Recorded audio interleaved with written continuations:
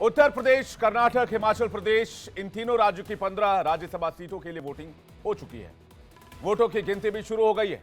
सबसे ज्यादा 10 सीटें उत्तर प्रदेश की हैं, जहां बड़े पैमाने पर आज क्रॉस वोटिंग हुई। ऐसा लग रहा है कि अखिलेश यादव ने तीसरी सीट पर हार मान ली है।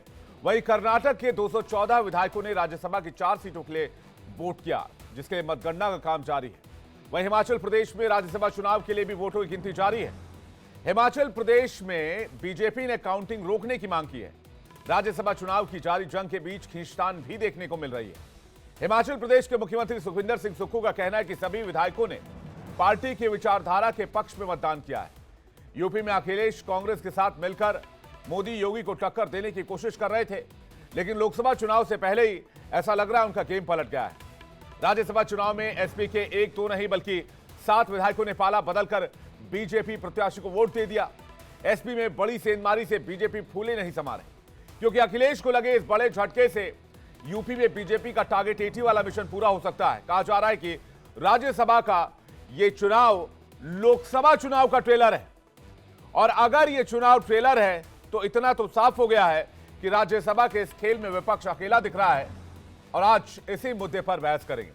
सबसे पहले आपको आज की वो सवाल दिखाते हैं जो सवाल आज डिबेट के इर्द गिर्द रहेंगे। सबसे पहला सवाल, क्या राज्यसभा की वोटिंग लोकसभा चुनाव का ट्रेलर है? क्या राज्यसभा के जो नतीजे आएंगे वो लोकसभा का ट्रेलर दिखाएंगे? क्या यूपी में अब बीजेपी के मिशन 80 का रास्ता साफ हो गया है? और सबसे बड़ा सवाल, क्या हिमाचल की सरकार अब संकट में है? इसी मुद्दे पर डिबेट, लेकिन पहले देखते हैं एक रिपोर्ट।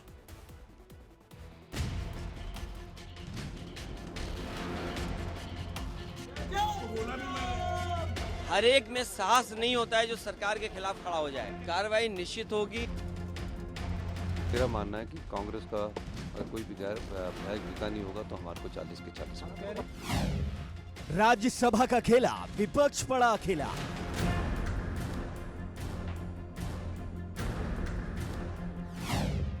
बीजेपी का मास्टर स्ट्रोक, अखिलेश को चोट। यूपी, हिमाचल, कर्नाटक, हर तरफ उठापटक।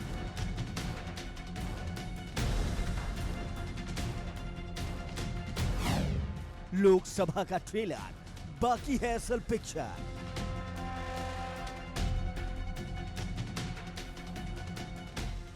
उत्तर प्रदेश, कर्नाटक, हिमाचल प्रदेश की 3 राज्यों में 15 राज्यसभा सीटों की जंग ने विरोधी खेमे को चित कर दिया है। बीजेपी के मास्टर स्ट्रोक के सामने विपक्ष औंधे मुंह गिर गया है। यूपी में अखिलेश यादव के अरमानों पर पानी फिर चुका है। अखिलेश कांग्रेस के साथ हाथ मिलाकर मोदी योगी को टक्कर देने चले थे, लेकिन लोकसभा चुनाव से पहले ही उनका गेम ओवर हो गया है। राज्यसभा चुनाव में एसपी के 1 2 नहीं बल्कि 8 विधायकों ने पाला बदलकर बीजेपी प्रत्याशी को वोट दे दिया है। अपने विधायकों की क्रॉस वोटिंग से अखिलेश इस कदर थमथमाए हैं कि अपने विधायकों के खिलाफ कार्रवाई का दम भर रहे हैं। अखिलेश ने कहा है कि जो डर गए वो पलट गए। हर एक में साहस नहीं होता है जो सरकार के खिलाफ खड़ा हो जाए। सरकार के खिलाफ खड़े होने में साहस चाहिए, और दबाव तो हर एक पे बनाया जाता है, और जो लोग गए हैं उनमें साहस नहीं रहा होगा सरकार के खिलाफ खड़ा होने में। कार्रवाई निश्चित होगी, क्योंकि पार्टी के जितने भी हमारे साथी हैं उनका मानना है कि ऐसे लोगों को दूर कर दीजिए। अखिलेश भले ही सांप निकल जाने के बाद लाठी पीट रहे हों, लेकिन 5 एसपी विधायकों ने विधानसभा सचिवालय में सीएम योगी से मुलाकात कर यूपी में बदली हुई हवा की ओर इशारा कर दिया है। एसपी के जिन विधायकों ने सीएम योगी से मुलाकात की, उन विधायकों के नाम हैं अभय सिंह, राकेश सिंह, राकेश पांडे, विनोद चतुर्वेदी और मनोज पांडे। यानी ये सभी विधायक समाजवादी साइकिल से उतर चुके हैं। एसपी में बड़ी सेंधमारी से बीजेपी फूली नहीं समा रही, क्योंकि अखिलेश को लगे इस बड़े झटके से यूपी में बीजेपी का टारगेट 80 वाला मिशन पूरा हो सकता है। नंबर गेम के मुताबिक अखिलेश को उम्मीद थी कि उनके तीनों राज्यसभा प्रत्याशी आराम से चुनाव जीत जाएंगे, लेकिन बीजेपी ने गेम पलट दिया। राजा भैया और उनकी पार्टी के विधायक ने भी एनडीए को वोट कर दिया। यूपी के डिप्टी सीएम ने अखिलेश यादव पर इस दौरान जोरदार हमला किया।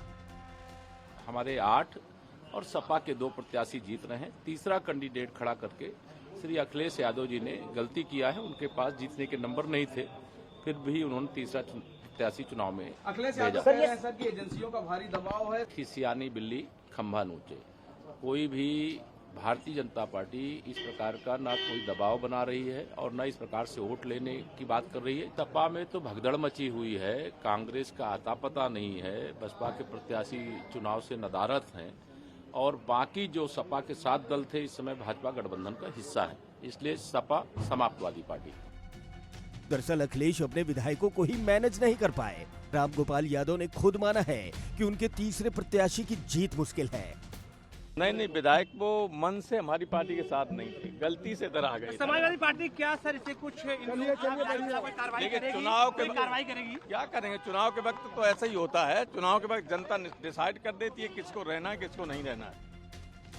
रायबरेली और अमेठी के 3 एसपी विधायकों ने क्रॉस वोटिंग की है, जिसका सीधा असर दोनों लोकसभा सीटों पर देखने को मिलेगा। अमेठी में स्मृति ईरानी की राह आसान हो सकती है और रायबरेली सीट भी कांग्रेस के हाथ से छिटक सकती है। यहाँ भी कमल खिल सकता है।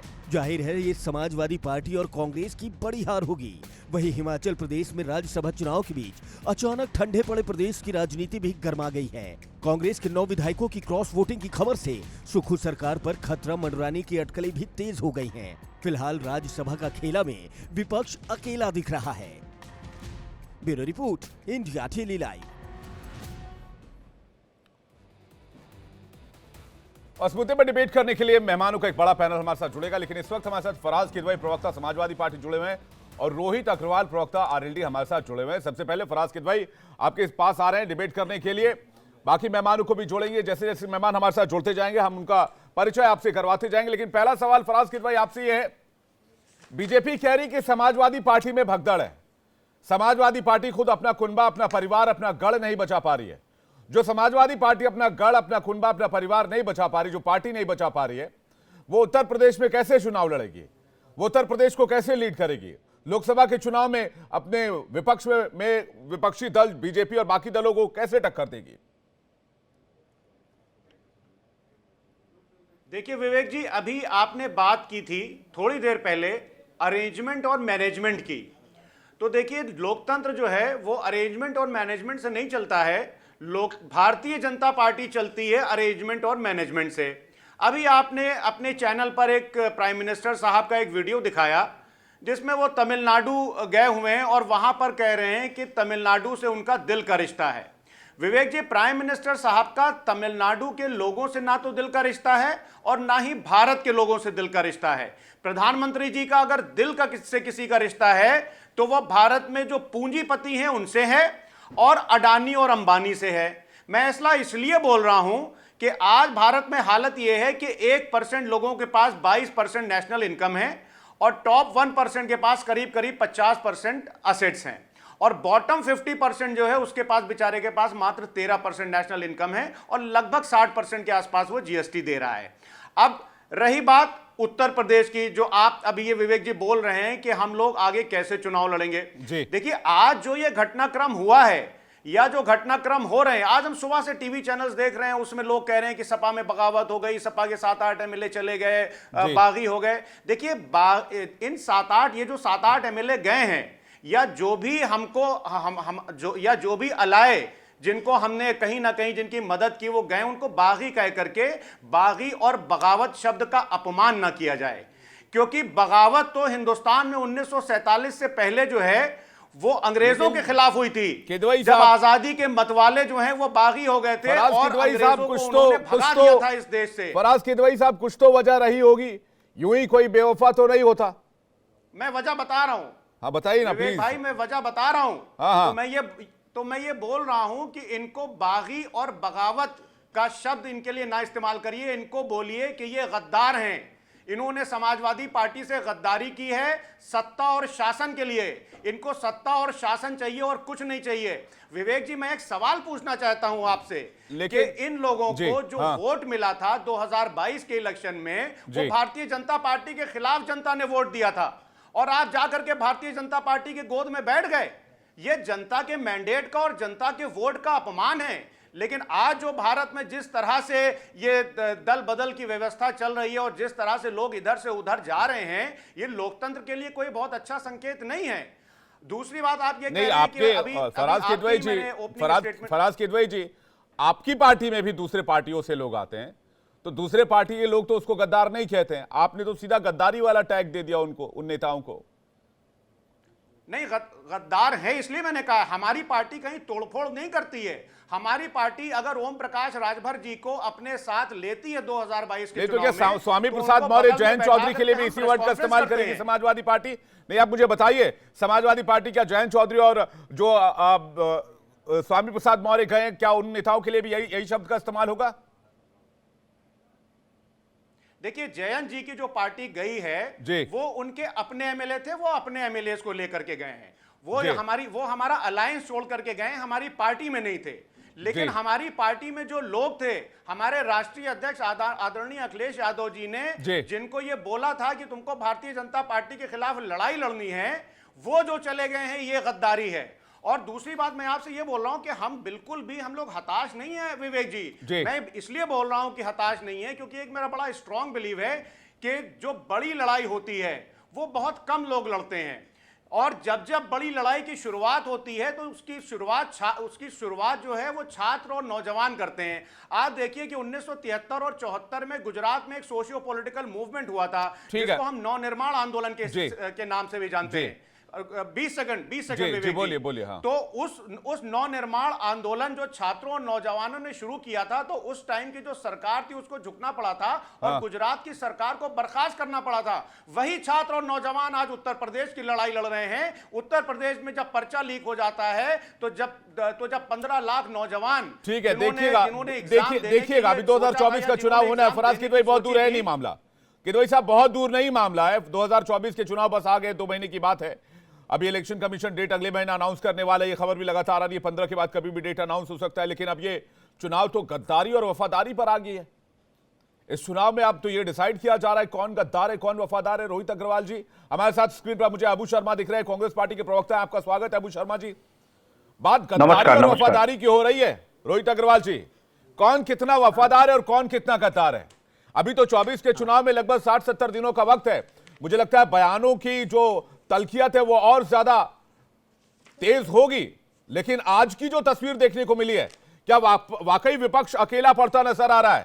भाई, समाजवादी पार्टी के 8 विधायक, 1-2 की बात होती तो चलिए समझ जाते, मन मान जाता कि चलिए ठीक है, लेकिन कह रहे हैं कि भाई 8 विधायक, और समाजवादी पार्टी की तरफ से कहा गया कि भाई प्रेशर बनाया जा रहा है उन पर, ईडी सीबीआई का डर दिखाया जा रहा है। रोहित अग्रवाल जी,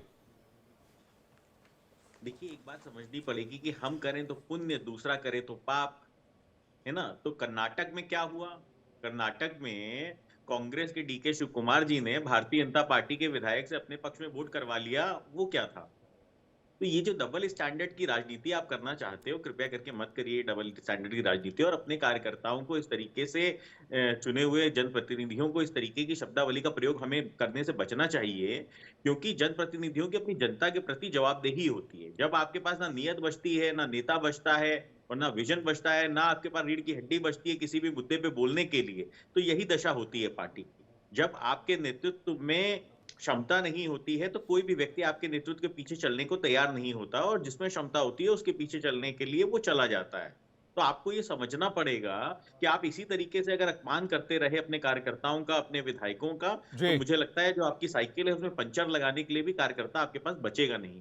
तो कृपया करके अपनी शब्दावली को थोड़ा सा धैर्य दीजिए। नहीं, लेकिन रोहित भाई, सवाल इस बात का है कि जो तस्वीर आज नजर आई है, क्या ये लोकसभा चुनाव का ट्रेलर है?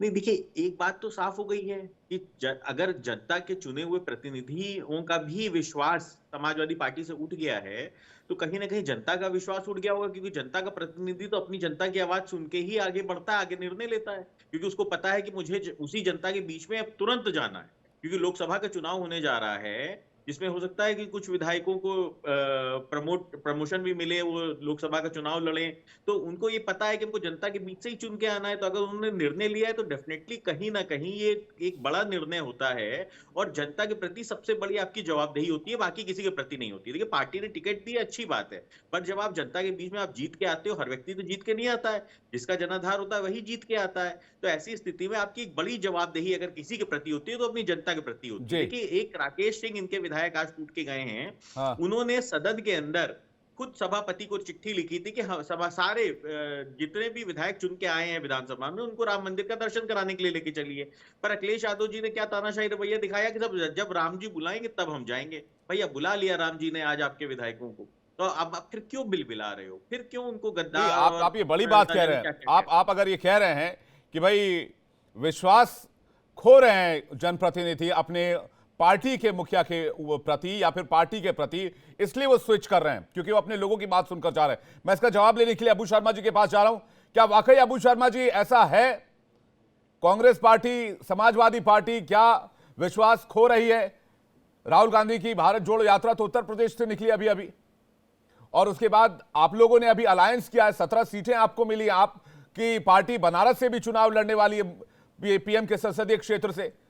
लेकिन अगर इस तरह की भगदड़ वाली स्थिति विपक्षी गठबंधन में है तो ये तो चिंता की बात है। आज मैंने एक बात सुना, अंतरात्मा का आवाज। तो मेरा आवाज आ रहा है ना? बिल्कुल बिल्कुल, आपकी और आपकी अंतरात्मा दोनों की आवाज सुन पा रहा हूं, बोलिए। हाँ, नहीं नहीं नहीं नहीं, मेरा अंतरात्मा की आवाज नहीं। आज मैंने एक आवाज सुना भारतीय जनता पार्टी के तरफ से, जो अंतरात्मा का आवाज। एक विधायक, एक ही विधायक, और उसके पीछे 50,000, 70,000, 1 लाख, 1.5 लाख जो उसको मत मिला है, उसका वो जो तमाम मतदाताएं हैं, उन मतदाताओं की अंतर आत्मा को कुचलकर, पैर से कुचलकर, एक विधायक का अंतरात्मा को भारतीय जनता पार्टी ने अपने खेमे में लिया। हमारे सनातन का बहुत बड़ा कारोबारी अपने आप को भारतीय जनता पार्टी समझता है। सनातन का मुख्य मतलब, चाहे आप 5000 साल पुराना भगवत गीता पढ़ लीजिए और स्वामी विवेकानंद जी आज का पढ़ लीजिए, आत्मा ही ईश्वर है। तो क्या वो 50,000, 1 लाख, 60,000, 70,000 जो मतदाता था, जो उनके पक्ष में वोट किया था उस विधायक जी को, उनका अंतर आत्मा का आवाज सुना भारतीय जनता पार्टी? नहीं। एक आदमी को लेके आया, उत्तर प्रदेश के गली गली में घूम रहा है, पैकेज की बात हम जानते नहीं है। अगर पैकेज दिया गया तो क्या आज रात में ईडी उस पैकेज ढूंढने के लिए उत्तर प्रदेश में छापा मारेंगे? नहीं, सवाल ही नहीं पैदा। आदरणीय देश का प्रधानमंत्री जी, आपने जो लोकसभा का टेलर बोल रहे हैं, लोकसभा का टेलर 300, 400, 500 आदमी से नहीं होता है साहब। लोकसभा का टेलर तब आपको सामना करना पड़ेगा जब आप मतदाताओं के सामना करेंगे। आदरणीय प्रधानमंत्री जी कह रहे हैं जो मोदी जी का गारंटी, क्या एक सांसद आप हमको दिखा सकता है जो गांव को गोद लिया? क्या आप एक किसान को दिखा सकते हैं जो आके कहे हमारा आय दुगुनी हो गई? क्या आप एक भी स्मार्ट सिटी दिखा सकते हैं? तो पहले क्या गंगा साफ हुई? कौन लगाए डुबकी देखने गंगा हुई क्या साफ? कहीं मुड़ के ना आ जाए गंगा मैया की सांप। तो जो गारंटी उन्होंने पहले दिया जी, वो गारंटी का क्या हुआ? लेकिन अबू शर्मा जी बताइए। अबू शर्मा जी, देश का नौजवान, सुनिए साहब, आपका ये चैनल के माध्यम से देश का नौजवान। अबू शर्मा जी, अबू शर्मा जी, आप कह रहे हैं कि भाई मोदी की गारंटी पर कोई यकीन नहीं करता, तो मैं आपसे ये पूछना चाहता हूं, भाई छत्तीसगढ़ में चुनाव हुए, राजस्थान में चुनाव हुए, तेलंगाना में चुनाव हुए, कर्नाटक में चुनाव हुए, मध्य प्रदेश में चुनाव हुए। तेलंगाना आप लोग जीते, तेलंगाना में आपकी सरकार बनी, लेकिन मध्य प्रदेश, छत्तीसगढ़, राजस्थान 3 स्टेट में और 2 स्टेट उसमें से आपके पास था। मध्य प्रदेश में आपकी वापसी की बात चल रही थी, 100% आप लोग दावा कर रहे थे कमलनाथ जी 150 सीट के साथ वापस आ रहे, लेकिन हुआ तो नहीं ना ऐसा। उनकी बातों पे लोग भरोसा करके उनको वोट कर रहे हैं। अब आप इसे ईवीएम हैकिंग कह दीजिए, अब आप इसे कह दीजिए कि लोग मोदी जी के बातों में आ गए, अब आप इसे कह दीजिए कि बीजेपी के जुमलों में आ गए। भाई आप जीते तो सब कुछ ठीक, लेकिन अगर बीजेपी की सरकार बने तो सब गलत, ऐसा कैसे हो सकता है? नहीं, हम कहा बीजेपी का सरकार गलत है। हमारे भीतर हमारा चेहरे में आप कोई टेंशन देख रहे क्या? टेंशन तो उन लोगों को है जिसको मिलिंद देवड़ा चाहिए। 2 दिन पहले जिस प्रधानमंत्री ने 70,000 करोड़ का भ्रष्टाचार के आरोपी बताया आपका पवार जी को, अजीत पवार जी को, 2 दिन बाद उस प्रधानमंत्री ने उस अजीत पवार को दुपट्टा पहना के ले लिया। हमारा क्या टेंशन है? हमारा विश्वास भारत जोड़ो न्याय यात्रा में है। जनता के साथ जो हम सीधा संबंध हो रहा है, हमारा कोई एमपी चले जाए, कोई एमएलए चले जाए, कांग्रेस पार्टी आज से नहीं, कांग्रेस पार्टी 1885 में गठित होने के बाद 20-25 साल से मतलब लाल बाल पाल जी निकल गए थे, तो उस टाइम से कांग्रेस पार्टी और कांग्रेस पार्टी ने ही इस देश में कई राजनीतिक पार्टियां दी हैं। बात तो सही कह रहे हैं आप। टीएमसी भी आपसे ही निकली, एनसीपी भी आपसे ही निकली, जितनी दूसरी और विपक्षी पार्टियां वो भी आपसे ही निकली। रोहित अग्रवाल जी कुछ कहना चाह रहे हैं? रोहित जी मैं इसका जवाब लूंगा। अबू शर्मा जी जो इशारा कर रहे हैं कि जितने लोग पूरा कर लीजिए अबू शर्मा, जल्दी पूरा कर लीजिए। हाँ। तो कांग्रेस पार्टी टूटने से डरता नहीं है। आप बेचैनी किसके पास है? बेचैनी नरेंद्र मोदी जी के पास है, अमित शाह जी के पास है। क्यों बेचैनी है? क्योंकि उन्होंने जनता का कोई काम नहीं किया, इसलिए उनको अजीत पवार चाहिए, इसलिए उनको मिलिंद देवड़ा चाहिए। अपने 10 साल में बीजेपी के प्रवक्ता अगर जुड़े हुए होते तो मैं इसका जवाब लेता, लेकिन रोहित जी से इसका जवाब ले सकता हूं। लेकिन इस बीच आज अखिलेश यादव और केशव प्रसाद मौर्य के बीच वार पलटवार सुनने को मिला। दोनों पार्टियों की तरफ से एलिगेशन लगाए गए हैं आज के इलेक्शंस को लेकर, खास करके जो आज इलेक्शन कराए गए राज्यसभा की सीटों के लिए। मैं पहले बयान सुनवाते उसके बाद रोहित भाई आपके पास आ रहा हूं, सुनिए। हर एक में साहस नहीं होता है जो सरकार के खिलाफ खड़ा हो जाए। सरकार के खिलाफ खड़े होने में साहस चाहिए और दबाव तो हर एक पे बनाया जाता है। जहां तक यूपी का सवाल है, राज्यसभा के चुनाव में भारतीय जनता पार्टी ने सब कुछ किया है वोट लेने के लिए, और जो लोग गए हैं उनमें साहस नहीं रहा होगा सरकार के खिलाफ खड़ा होने में। कार्रवाई निश्चित होगी, क्योंकि पार्टी के जितने भी हमारे साथी हैं उनका मानना है कि ऐसे लोगों को दूर कर दीजिए। मैं यह मानता हूं कि हमारे 8 और सपा के 2 प्रत्याशी जीत रहे हैं। तीसरा कैंडिडेट खड़ा करके श्री अखिलेश यादव जी ने गलती किया है। उनके पास जीतने के नंबर नहीं थे, फिर भी उन्होंने तीसरा प्रत्याशी चुनाव में अखिलेश यादव कह रहे हैं सर कि एजेंसियों का भारी दबाव है। खिसियानी बिल्ली खंभा नोचे। कोई भी भारतीय जनता पार्टी इस प्रकार का ना कोई दबाव बना रही है और न इस प्रकार से वोट लेने की बात कर रही है। सपा में तो भगदड़ मची हुई है, कांग्रेस का आता पता नहीं है, बसपा के प्रत्याशी चुनाव से नदारद हैं और बाकी जो सपा के 7 दल थे इस समय भाजपा गठबंधन का हिस्सा है, इसलिए सपा समाप्तवादी पार्टी। तो अखिलेश यादव को भी आपने सुना, केशव प्रसाद मौर्य को भी अभी आपने सुना, संजीव मिश्रा हमारे साथ बीजेपी से जुड़ गए, उनके पास चलते हैं। संजीव जी, भाई आपको भी इधर का ही माल पसंद आ रहा है? आप भी इधर से ही सामान उठा रहे, दनादन उठा रहे एकदम, और देखिए जिस रफ्तार से उठा रहे उससे सवाल ये उठ रहा है कि भाई आप अजीत पवार जिस पर एलिगेशन लगाते हैं उनको ले लेते हैं, मिलिंद देवड़ा को ले लेते हैं, आप हेमंत बिस्वा शर्मा को ले लेते हैं, आप वेस्ट बंगाल में चले जाइए, वेस्ट बंगाल में भी जितने टीएमसी के लीडर्स हैं उनको भी आप लाने में लगे हुए हैं। देखिए आप मुझे लगता है कि जो बात कह रहे हैं उस बात को दूसरे तरीके से कहा जाए तो ज्यादा बेहतर रहेगा। ये हम उठा के नहीं ला रहे, बल्कि लोग खुद ब खुद अपने मन से अपने देखते हुए कि जो विकास के काम, जो डेवलपमेंट के काम देश और प्रदेश में विश्व पटल पर हो रहे हैं वो भारतीय जनता पार्टी के नेतृत्व में हो रहे हैं। और विकासवादी पार्टी अगर भारतीय जनता पार्टी बन रही है तो जो भी विकासवादी लोग हैं मुझे लगता है कि वो सब भारतीय जनता पार्टी में आ रहे हैं। इनमें नुक्ताचीनी निकालने का काम तो विपक्ष को करने दीजिए जिनके पास कुछ बचा नहीं। कह रहे कि ईडी सीबीआई का बड़ा प्रेशर है। नहीं, संजीव मिश्रा जी कह रहे हैं ईडी सीबीआई का बड़ा प्रेशर है, और ये बात सिर्फ अकेले अखिलेश यादव की बात नहीं है, कांग्रेस पार्टी भी यही बात कह रही है, आम आदमी पार्टी भी यही बात कह रही है। सब कह रहे हैं कि भैया इतना प्रेशर है, इतना प्रेशर है। अभी थोड़े दिन पहले आम आदमी पार्टी के नेताओं ने क्या कहा दिल्ली में? उन्होंने कहा कि हमारे कई विधायकों को फोन आए, करोड़ों रुपए का ऑफर दिया गया, कहा गया कि भाई आ जाइए इधर, नहीं आइएगा तो आप पर कार्रवाई की जाएगी, इसलिए हमारे नेताओं को जेल में डाला जा रहा है। और आज राज्यसभा इलेक्शन से पहले यही किया गया। समाजवादी पार्टी में तोड़फोड़ इसलिए हुई क्योंकि प्रेशर था। विवेक जी, ईडी और सीबीआई की जो बात कर रहे हैं, जिन लोगों ने अपने कार्यकाल में भ्रष्टाचार के पर्याय बने होंगे, उनको ईडी और सीबीआई से डर लगता होगा।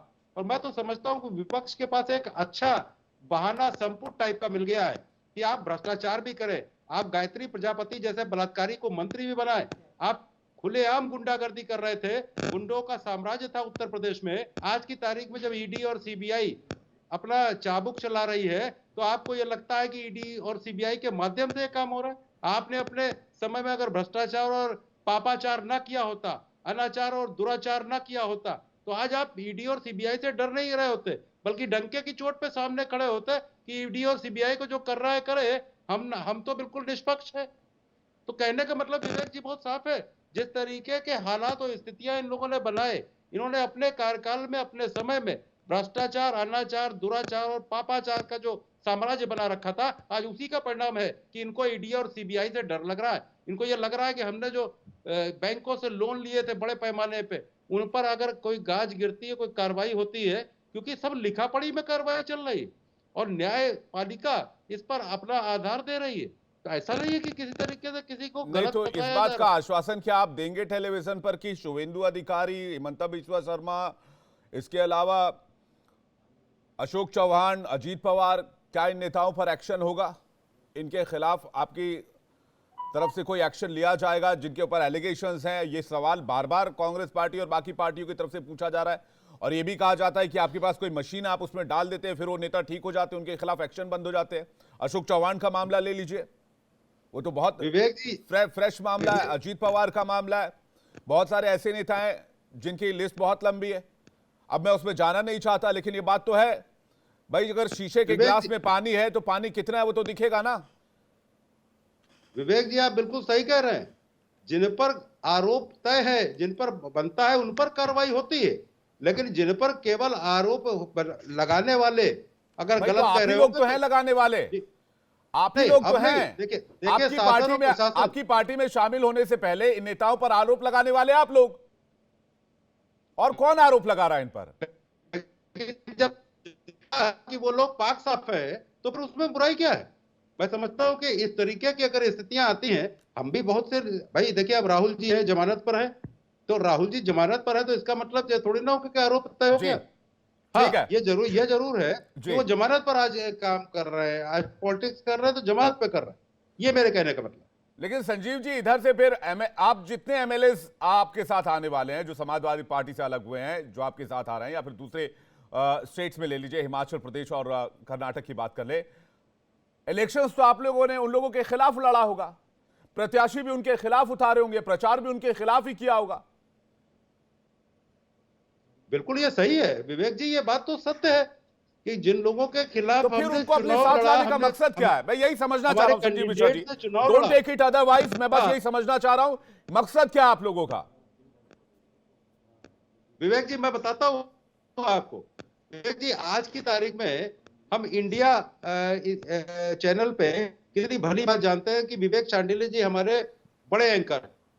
कल को अगर कोई अपॉर्चुनिटी मिलती है बड़ी जगह पे जाने की, तो मुझे लगता है कि इसमें कोई दिक्कत नहीं है और इंडिया टीवी को भी कोई समस्या नहीं होगी। आप भी बेहतर तरीके से बात कर रहे हैं सर, ये लोकतंत्र है, यहाँ आदमी सेवा करने के लिए आता है। संजीव मिश्रा जी, बात कर रहे हैं आप? संजीव मिश्रा जी, दोनों समाज सेवा का काम है, पत्रकारिता भी और ये हद कर दी आपने, और नेता बनना भी, दोनों समाज सेवा का काम है। पहली बात, एक सेकंड मैं जवाब पहले मेरे पे सवाल है, मैं पहले जवाब देना चाहता हूँ, प्लीज मैं प्लीज आ रहा हूँ, फराज किदवई में आ रहा हूँ, फराज किदवई जी में आ रहा हूँ, प्लीज वेट कीजिएगा, एक सेकंड वेट कीजिए, आ रहा हूं मैं आपके पास, एक सेकंड वेट कीजिएगा। संजीव मिश्रा जी, बात अपॉर्चुनिटी की कर रहे हैं आप, ये बड़ी गंभीर बात है, आप इसको समझिएगा, आप कहना क्या चाह रहे हैं। संजीव मिश्रा जी, आप कहना क्या चाह रहे हैं इसको समझिएगा। लड़ाई विचारधारा की है, लड़ाई विचारधारा की है, लड़ाई सोच की है, लड़ाई मुद्दों की है।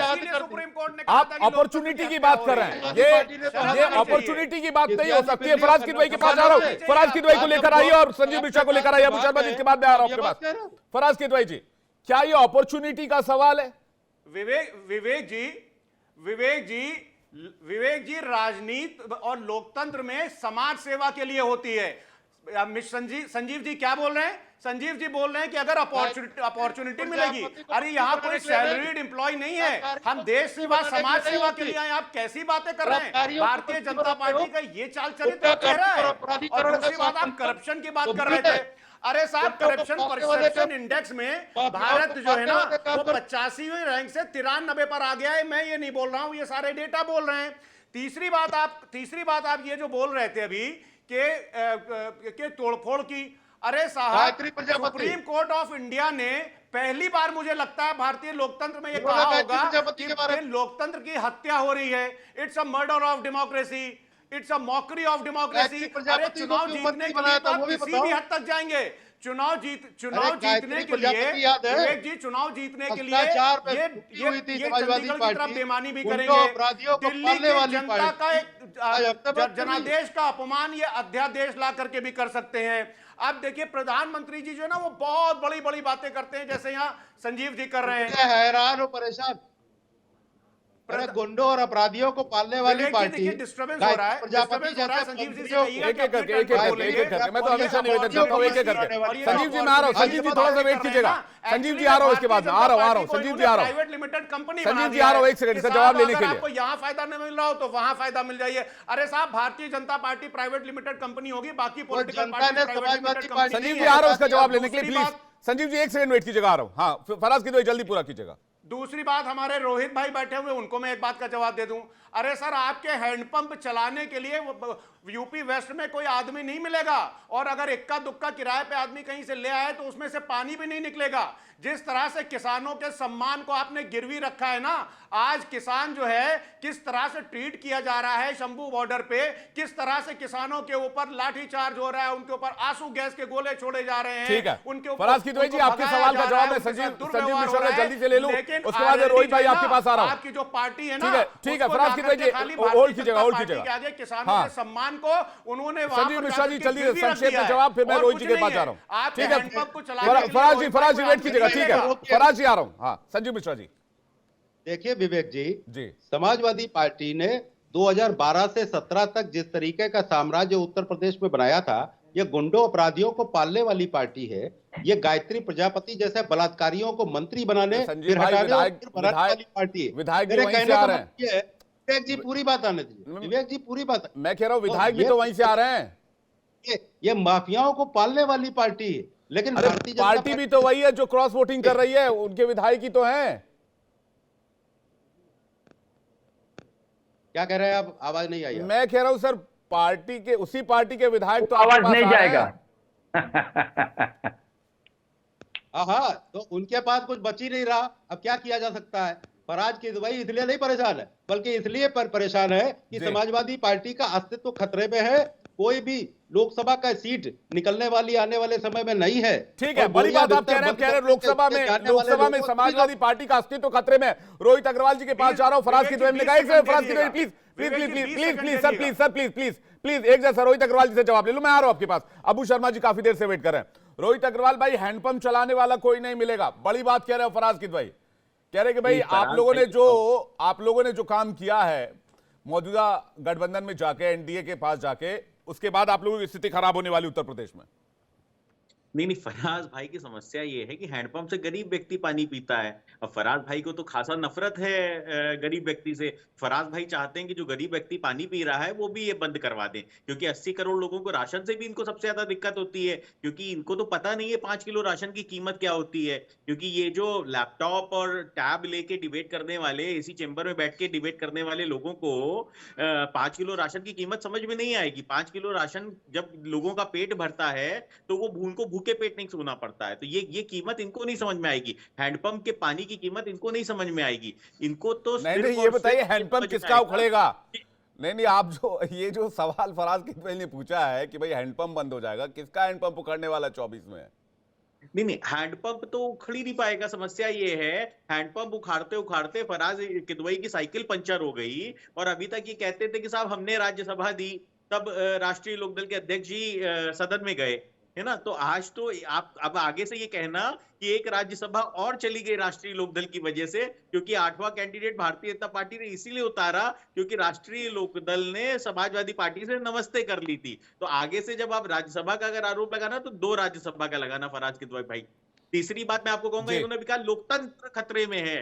भाई साहब, चंडीगढ़ मॉडल जिसको आप चिल्ला रहे हो वो लोकतंत्र था, तभी आप उसको जीत के आए। राहुल गांधी जिनकी सदस्यता बहाल हुई, वो लोकतंत्र जिंदा था, सरकार के खिलाफ निर्णय आया और राहुल गांधी की सदस्यता बहाल हुई।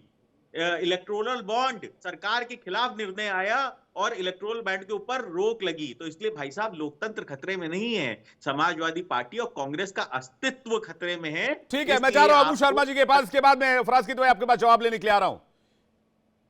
भाई लोकतंत्र खतरे में नहीं। अबू शर्मा जी, फराज किदवई एक सेकंड वेट कीजिएगा। अबू शर्मा जी, अबू शर्मा जी काफी देर से वेट कर रहे हैं। भाई आपके अलायंस से ही हैं फराज किदवई जी, थोड़ा मौका उनको भी दिया जाना पैनल पे बहुत जरूरी है। मैं अबू शर्मा जी के पास जा रहा हूं, आपके अलाई हैं भैया, बहुत देर से वेट कर रहे हैं। अबू शर्मा जी, कांग्रेस पार्टी और समाजवादी पार्टी खतरे में है, ये कहना है आरएलडी का। लोकतंत्र खतरे में नहीं, और इस तरह की बातें जो की जा रही कि न्याय यात्रा निकाली और भारत जोड़ो यात्रा निकाली है, कहीं कोई टूट फूट नहीं है। नहीं, ये 2 सप्ताह पहले का बात है या 2 हफ्ता बाद का बात है? ये वर्तमान की बात है। वर्तमान की बात है। उनका ही सोच 2-2.5 सप्ताह पहले कुछ अलग था। ये तो उनका सवाल का क्या जवाब दूं, जो जिसका 2.5 सप्ताह के भीतर अपना चरित्र तो बदल जाते हैं। उनका सवाल का जवाब देना जरूरी नहीं है, जनता जवाब देगा, समय पर जवाब देगा। तो उसमें कोई जवाब देने की जरूरत, आवश्यकता मैं नहीं समझता हूँ। नहीं, आपको समय पर जवाब मिल जाएगा। आप इंतजार कीजिए, समय पर जवाब मिल जाएगा। राहुल गांधी का चिंता करने की जरूरत नहीं है। आप पहले पूरा देश तो बहुत दूर की बात है, पश्चिम उत्तर प्रदेश छोड़ के आगे बढ़ने की कोशिश कीजिए। राहुल गांधी का होता है, ये बात उसकी है, और जो चुने हुए विधायक होते हैं वो किसी पार्टी के बंधुआ मजदूर नहीं होते हैं। उनको अपनी जनता को बताना पड़ता है, समय मेरा है। इनके राजा रोहित जी, अबू शर्मा जी को बोलने दीजिए। रोहित जी, आप जो बोल रहे थे वो सुन रहे थे। रोहित भाई उनको बोलने दिया जाए, वो सुन रहे थे हम लोगों को, एक बार उनको बोलने दिया जाए। उत्तर प्रदेश के युवाओं को रोहित जी, उनको बोलने दिया जाए, सुन लेते हो क्या कह रहे हैं। अबू शर्मा जी बोलिए। हाँ, नहीं, मैं मिश्रा जी के कहना चाहता हूँ। मिश्रा जी अभी बोल रहे थे, अच्छा देश का प्रधानमंत्री कह रहे हैं, कोई मतलब जो सड़क में आवारा लड़का होता है ना, वो बोलता है कुछ मोहल्ला में, जो हम कल ये कर देंगे, और बाद में वो पलट जाते हैं, वो आवारा लड़का करता है। हाँ, लेकिन देश का प्रधानमंत्री कह रहे हैं 70,000 करोड़ का भ्रष्टाचार किया अजित पवार जी, और 2 दिन बाद उनको माला पहना रहा है। ये प्रधानमंत्री का चरित्र, यही लोकतंत्र क्या भारत है। रोहित जी एक सेकंड रुकिएगा। अबू शर्मा जी बोलिए। के ऊपर बैठ के ये आवाज उठा रहे हैं, यही लोकतंत्र है, जिसको ये कह रहे हैं लोकतंत्र खत्म हो गया। अगर देश के प्रधानमंत्री के ऊपर आप आरोप लगा रहे हैं, रोहित जी एक सेकंड रुकिएगा प्लीज। अबू शर्मा जी को लेकर आइए। रोहित जी एक सेकंड वेट कीजिएगा, अबू शर्मा को लेकर आइए और संजीव मिश्रा जी को लेकर आइए। अबू शर्मा जी बोलिए। रोहित जी एक सेकंड वेट कीजिए। जब कहा मैंने एक शब्द कहा, नहीं, आप बोलिए। रोहित जी सुन रहे हैं, बोलिए आप बोलिए। अबू शर्मा बोलिए आप। हाँ, तो देश का प्रधानमंत्री कह रहा है जो 70,000 करोड़ का भ्रष्टाचार किया, और 2 दिन बाद उन्हीं को दुपट्टा पहना के अपने पार्टी में शामिल कर रहे। ये देश का प्रधानमंत्री इस चैनल के माध्यम से ये देश का युवा आज ये बात को सुन रहे साहब। ये पश्चिम बंगाल की बात कर रहे थे आप एंकर साहब ने, आदरणीय मिश्रा जी। मैं आ रहा हूं, एक सेकंड में। संजीव जी आ रहा हूं, इसके बाद आप ही के पास आ रहा हूं। आप जवाब तैयार रखिएगा, आ रहा हूं आपके पास। संजीव जी आ रहा हूं। 2021 के चुनाव में हारने के बाद पश्चिम बंगाल का। संजीव जी एक सेकंड, उनका एलिगेशन तो सुन लीजिए आप प्लीज, एक सेकंड। मैं इनके प्रवचन सुनने नहीं आया। ये प्रवचन ये कांग्रेस के बारे में कुछ बताए या 35 साल कांग्रेस बेहाल हो अरे भाई, तो कांग्रेस पार्टी पे एलिगेशन थोड़ी लगाएंगे, वो आप पर एलिगेशन लगाएंगे, साफ सीधी सी बात है। तो बीजेपी पर एलिगेशन लगाएंगे। सर एक सेकंड सुन लीजिए संजीव मिश्रा जी। कांग्रेस के बारे में कुछ बताए ना, कांग्रेस के बारे में कुछ बोलो ना। ना घर की है, ना घाट की है, ना नेता है, ना कार्यकर्ता है आपके पास, और आप इतनी बड़ी बड़ी बातें कह रहे हैं। जमानत पर छूट गया हुआ जिसका राष्ट्रीय स्तर का नेता हो, वो हमको क्या बताएंगे? प्रधानमंत्री क्या कह रहे हैं, आवारा लड़का क्या कह रहे हैं? जनता लगातार जवाब दे रही, जनता लगातार जवाब दे रही, जनता लगातार जवाब दे रही है। कांग्रेस पार्टी की मटिया मेट हो चुकी, कांग्रेस पार्टी की इसीलिए मटिया मेट हो चुकी। आप जैसे अबू शर्मा जैसे लोगों ने कांग्रेस की लुटिया डिपो दी, आप जैसे लोगों ने कांग्रेस की लुटिया डिपोई है। और ठीक है संजीव मिश्रा जी, सुन लेते एक बार क्या कह रहे हो। संजीव मिश्रा जी सुन लेते, उनका एलिगेशन सुन लेते हैं ना, उनके एलिगेशन क्या है। क्या आपको मोदी जी और अमित शाह जी सुनने अरे का सर कोई शक्ति प्रवचन नहीं दिया? सुना रहा है, प्लीज आप वेट कीजिए, आ रहे हैं। इतना छटपटाहट क्यों होता है? क्या मोदी जी अमित शाह जी ये नहीं सुनाया विपक्ष का बात इसलिए सुनो? कांग्रेस खत्म हुई जा रही। अरे आपका अटल बिहारी वाजपेयी जी अरे सर वो सर उनके आरोप तो सुन लीजिए, वो क्या कहना चाह रहे हैं। अबू शर्मा जी जल्दी से पूरा कीजिए आप। मैं वही कह रहा हूँ, उनके आरोप सुन लीजिए ना। अबू शर्मा जी आपके सवाल जल्दी से सवाल पूछे ना प्लीज। अबू शर्मा जी सवाल पूछे ना प्लीज, सवाल पूछे ना। ठीक है सवाल पूछिए अबू शर्मा जी। हाँ, बंगाल का बीजेपी का जो वेबसाइट था ना, और उसका जो सोशल मीडिया अकाउंट था, उसमें जब नारदा घोटाला हुआ था तब शुभेंदु अधिकारी का वीडियो था। अब जब उस शुभेंदु अधिकारी टीएमसी से आ गए और भारतीय जनता पार्टी का पश्चिम बंगाल में विधानसभा में विपक्ष का नेता बन गए, वो वीडियो भी गायब हो गया। क्यों गायब हो गया? आप हमको ईमानदारी सिखा रहे हैं, आप हमको ये सिखा रहे हैं। नहीं लेकिन मुझे एक बात बताइए अबू शर्मा, आपके नेता आपके साथ इंटैक्ट क्यों नहीं रह पाए? आपके साथ बड़े बड़े नेता हमेशा क्यों साथ छोड़ते चले गए? शरद पवार ने आपको छोड़ दिया, ममता बनर्जी ने आपको छोड़ दिया, ऐसे नेताओं की लिस्ट में आपको गिनाऊं, लेकिन आपके साथ विश्वास की कमी रही, आपके साथ क्या भरोसे की कमी रही? आप इस बात पे प्रकाश डालिए ना प्लीज।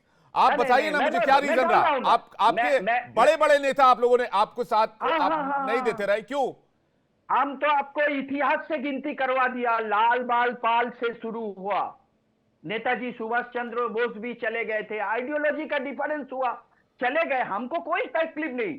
नेताजी भी गए थे। नहीं तो फिर नेताजी सुभाष चंद्र बोस के साथ आप लोगों ने क्या किया? मैं उस डिबेट में जाना नहीं चाहता हूँ। नेताजी सुभाष चंद्र बोस के साथ आप लोगों ने क्या किया? मैं उस डिबेट में जाना नहीं चाहता हूँ। आपको दुनिया को पता है, आपको इतिहास में दर्ज है मामला। इतिहास पता है। मैं अभी वर्तमान की बात कर रहा हूँ अबू शर्मा जी, मैं अभी की बात कर रहा हूँ। एक मिनट, आपने बात उठाया, मैं अभी की बात कर रहा हूँ, मैं संजीव मिश्रा जी आ रहा हूँ। आपके साथ नहीं इतिहास सुन लीजिए अबू शर्मा जी आपके साथ जनता का विश्वास क्यों नहीं बन पा रहा है? छोटी सी बात का जवाब दे दीजिए, फिर संजीव जी के पास जा रहा हूं। नहीं, आप पहले नेताजी का बात सुन लीजिए। एक छोटी सी जवाब। नेताजी का बेटी आजादी के बाद भारत में आए थे, नेहरू जी के घर पे रुके थे, नेहरू जी के साथ खाना खाते थे सुबह। ये इतिहास अब पढ़ लीजिए, इतिहास आरएसएस का इतिहास मत पढ़िए। हाँ, रही जनता की बात, कहीं ना कहीं हम आत्मविश्लेषण किया, कहां हमारा कमी रहा, और उस आत्मविश्लेषण के बाद राहुल गांधी जी जब भारत जोड़ो यात्रा में निकले, उसके बाद से लगातार हमारा जीत हो रहा है। कर्नाटक में हुई, हमारा हिमाचल प्रदेश में हुई और तेलंगाना में हुई। कहीं हमारा सरकार था एंटी इनकम्बेंसी शायद काम कर गया, हम हार गए। लेकिन विधानसभा का चुनाव और लोकसभा का चुनाव अलग होता है। लोकसभा का चुनाव में देश का नौजवान जब अपना मतदान करेंगे, तब वो 10 साल का ये नाकाम सरकार को भरपूर जवाब देंगे। समय का इंतजार है, इंतजार कर लीजिए। बहुत बहुत शुक्रिया। संजीव मिश्रा जी, अब ये कह रहे कि नेताजी जो है वो बड़े करीबी हुआ करते थे कांग्रेस पार्टी में, तो मैं कहना चाहता हूं कि नेताजी ने कांग्रेस अध्यक्ष का पद क्यों छोड़ दिया था। मैं उसमें जाना नहीं चाह रहा था, फिर मैं आपने मुझे उस तरफ घसीट लिया। डिबेट भी आज उस टॉपिक पर नहीं है, उस टॉपिक में बात करेंगे फिर किसी दिन। अरे साहब वो नेताजी के सम्मान में क्या क्या किया गया पिछले 70 सालों में, इस सवाल का जवाब कोई देगा? विचारधारा का लड़ाई, विचारधारा की लड़ाई तो ठीक बात है, लेकिन जब आप भारत के पहले प्रधानमंत्री को इस देश का स्वतंत्रता सेनानी मानते हैं, हम सभी मानते हैं, तो सुभाष चंद्र बोस को क्यों नहीं माना जाना चाहिए? क्या आप लोगों की पार्टी का स्टैंड इस पर कभी क्लियर रहा? आप लोगों ने सुभाष चंद्र बोस के देश से बाहर जाने के बाद क्या किया? बहुत सारे सवाल है, मैं उसमें जाना नहीं चाहता हूं शर्मा। संजीव मिश्रा जी, मैं आपके पास आ रहा हूं, प्लीज अभी उस तरफ से डिबेट नहीं कर रहा हूं मैं। आज की डिबेट अबू शर्मा जी नेता, मैंने भी फिर 10 सवाल मैं पूछ लूंगा अभी। अबू शर्मा जी ठीक है, आज के ऊपर डिबेट करते हैं। संजीव मिश्रा जी। हाँ जी।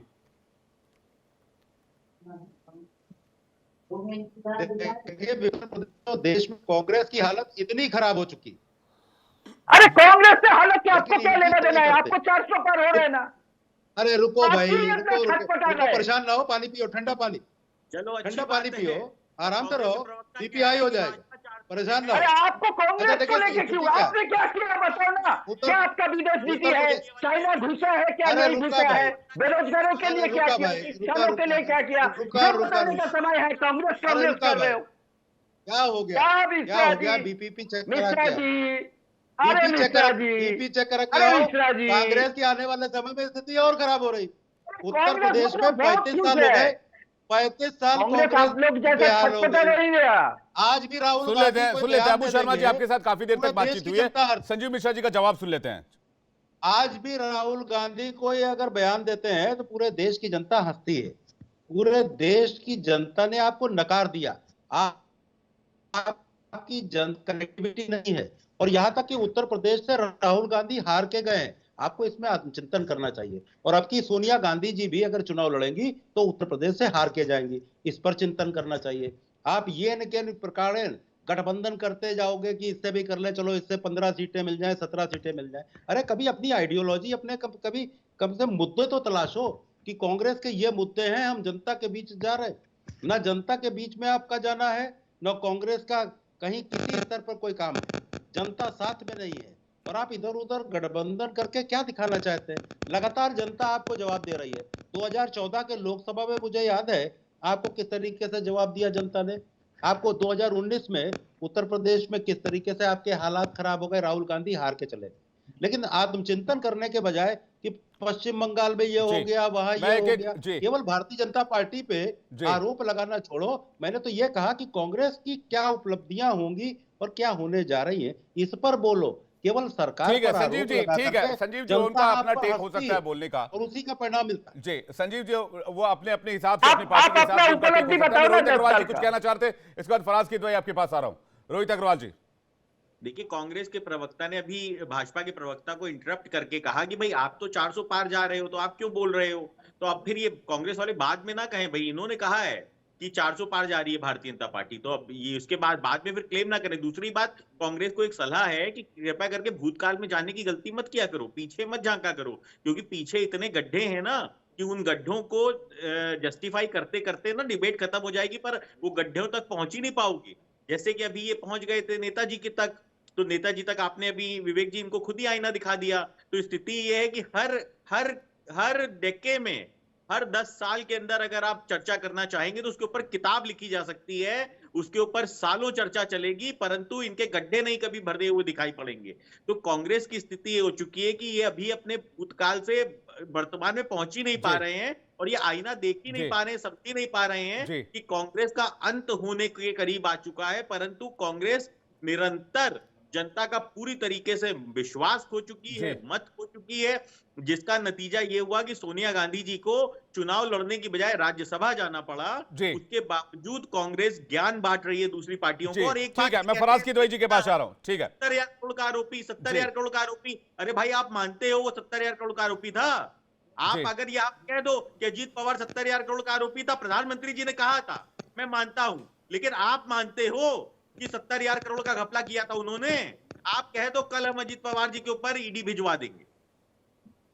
जी ठीक है, मैं जा रहा हूं समाजवादी पार्टी के प्रवक्ता फराज किदवई जी के पास। फराज किदवई जी, क्या आने वाले चुनाव में जयंत जी के जाने से और आज के राज्यसभा चुनाव के बाद, मैं आ रहा हूं अबू शर्मा जी, समाजवादी पार्टी की और गठबंधन की मुश्किलें बढ़ गई हैं 24 के चुनाव के लिहाज से? नहीं, देखिए विवेक जी, जयंत जी के जाने से हमको इतना भी फर्क नहीं पड़ा है, क्योंकि जो खाली 2-3 डिस्ट्रिक्ट में जिनका जनाधार सिमट करके रह गया हो, उनसे हमारे ऊपर कोई फर्क नहीं पड़ता है। उनसे हमारे ऊपर कोई फर्क नहीं पड़ता है। ये जाकर के अपने नगरपालिका के 2-4 सभासद लड़ा लें, उनको जिता लें, वही बहुत है इनके लिए। दूसरी बात यह है कि हमारे रोहित भाई अभी लोकतंत्र की बात कर रहे थे। अरे साहब, मैंने नहीं कहा कि लोकतंत्र खतरे में है, ये सुप्रीम कोर्ट ऑफ इंडिया ने कहा है कि लोकतंत्र की हत्या हो गई है। तीसरी बात, हमारे रोहित भाई ने कुछ गड्ढों की बातें कही हैं, तो आज भारत में जो गड्ढे हैं उनको मैं कुछ बता दूं कि 32% बच्चे ऐसे हैं यहाँ पर इंडिया में आज की तारीख में जो कि अंडरवेट हैं, 19% चाइल्ड वेस्टिंग है बच्चों में, 35% समाजवादी पार्टी और विपक्षी गठबंधन अंडरवेट तो नहीं हो गया? की कमी है। ठीक है, इस पर किसी और दिन बड़ी बहस करेंगे, लेकिन कहीं आप लोग अंडरवेट तो नहीं हो गए उत्तर प्रदेश में या फिर देश में 2024 के चुनाव में? जैसे जैसे चुनाव करीब आ रही है, सवाल बड़ा होता जा रहा है। रोहित भाई भी सवाल पर मुस्कुरा रहे, और थोड़ा मुस्कुराए कीजिए आप लोग, मुस्कुराने से तनाव खत्म होता है। बाद में फिर कभी कोई किसी के साथ होगा। एक बशीर बद्र का शेर सुना देता हूं आप लोगों को, सुनते भी जाइए और नोट भी करते जाइए कि दुश्मनी जमकर करो, लेकिन गुंजाइश रहे कि जब कभी दोस्त हो जाएं तो शर्मिंदा ना होना पड़े।